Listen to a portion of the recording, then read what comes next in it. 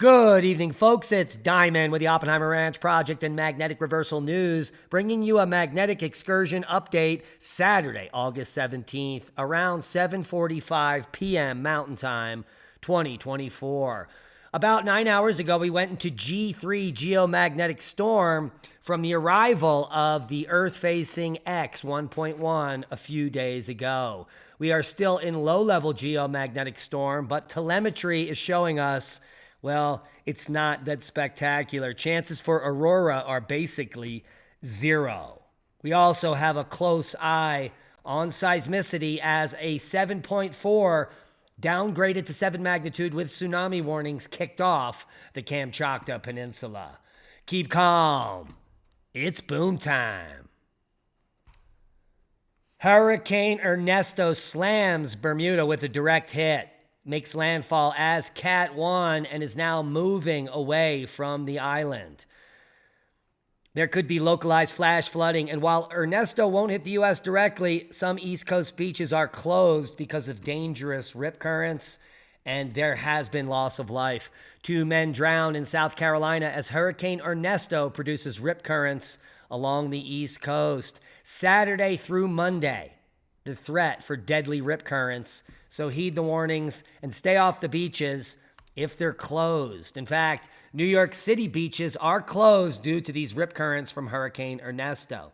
Swimming and even wading will not be permitted all weekend at several beaches. Like we said, heed the warnings. And here's just some evidence of the major effects from Hurricane Ernesto, hundreds of miles away from Outer Banks. But yet the erosion is real. And do you believe the audacity of the media calling this climate change? No, it's a hurricane and it's beach erosion. Hello? Let's take a look at the video. Oh my God! Oh my God! Oh my God! Oh God, it's coming!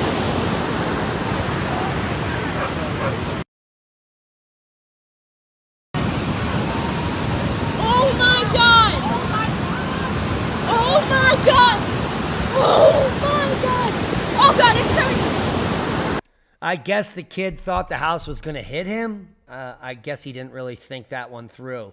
But the erosion and the damage is real on the East Coast of the U.S. Have you heard the Farmer's Almanac predicts a major snowstorm for Texas, the nexus of the Schmexus, this winter? Yeah, when and where is anyone's guess. But most Texans expect a mild, near below normal precipitation throughout Texas. But at some point, relatively soon, the seasons will change. And before you know it, it will be winter. And well, the Farmer's Almanac doesn't say where in Texas, but the Panhandle area has a possibility for a major snowstorm in 2025.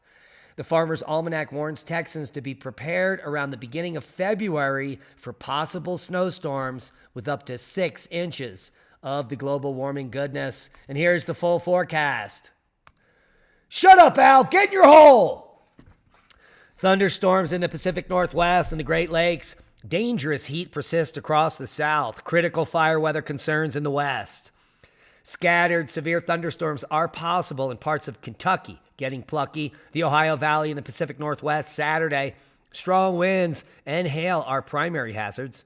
Dangerous heat stress will persist through the weekend over parts of the Southern Plains and the lower Mississippi Valley. Dry and windy conditions will lead to critical fire weather concerns across portions of the West this weekend, so keep those cigarette butts in the ashtrays, folks. Here is the GFS model, and you can see that rainy pattern up in the Great Lakes region. It's going to transfer over to the east here over the next 3, 6, 12 hours. Should be raining on the East Coast tomorrow and clear up by the beginning of the week. Take a look at that. We have a great monsoonal pattern out here for the Four Corners region where we're going to be continuously getting moisture day after day towards the end of August, which is good news for the desert. And you can see a tropical system moving through the Pacific there. Seismic update. Let's talk about that quake earlier today and the tsunami warning. 7.0 near the Kamchatka in Russia. This was offshore. There is currently no tsunami warning, advisory, or threat. Earlier today, there was a threat within 300 kilometers for potential tsunami waves.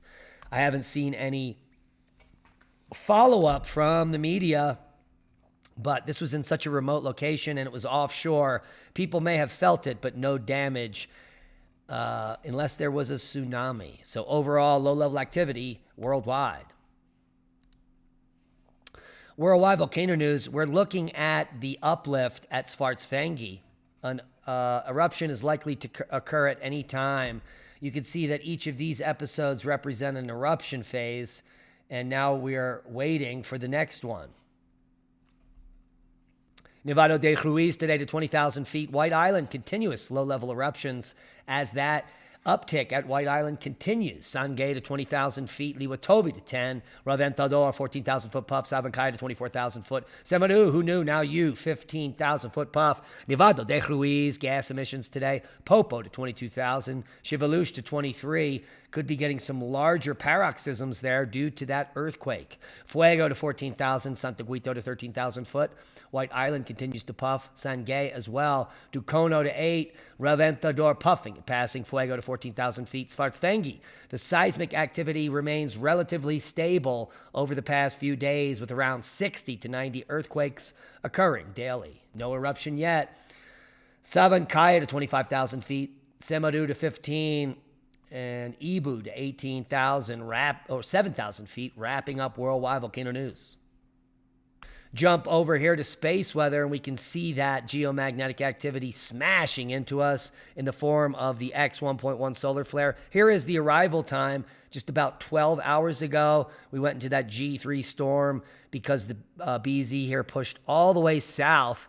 Not much of a jump, but 300 to 500 kilometers per second is kind of significant, which is why we got that jump up. The main reason for the KP almost 7 reading is because of the waning magnetosphere. This was not a significant event, but yet it did arrive with some style. Taking a look at the last 24 to 48 hours, very little low-level activity happening on the sun, and the 3-day geomagnetic forecast calling for reverberations maybe in the field, and a continued G1 geomagnetic storm into the evening.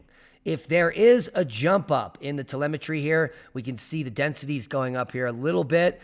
The problem is the BZ has stabilized and has moved north. If this drops back down south, we could see some enhanced aurora later tonight.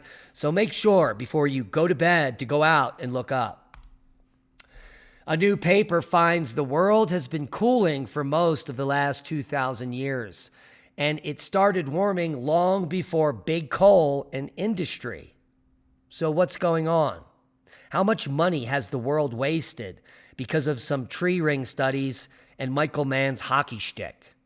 Well, a Chinese group has looked at all the different kinds of 2,000-year-long proxies, and their conclusion is stark. It shows that warming began somewhere here around 1700, far before the Industrial Revolution on many of the proxies, which leads huge amounts of evidence to natural climate variability and the fact that this has nothing to do with you or CO2, because the brass tacks is less than 5% of all the annual CO2 is created by man. 95% is created by the ocean. How do you like them apples? Please join us for an amazing scientific expose on the dinosaur-killing asteroid which created the Chicxulub crater, killed 75% of life on Earth. Lee and I are going to discuss what a mass extinction is, how often they occur, that this information has been hidden from the public, and the fact that, no, we are not living on a safe planet. This planet is very, very dangerous. In fact, superstorms from space could end modern life in just a few days. How do you like them apples? And that's a boom to knowledge. Join us in a few minutes over at Magnetic Reversal News for an awesome expose. And be safe. We love you. Hit the thumbs up. It helps with the algorithm. Become a Patreon. Support the work we do for as little as $1 a month. You can watch all of our podcasts in one place, commercial free. We love you. Be safe. And remember, Crestone Energy Fair is fast approaching.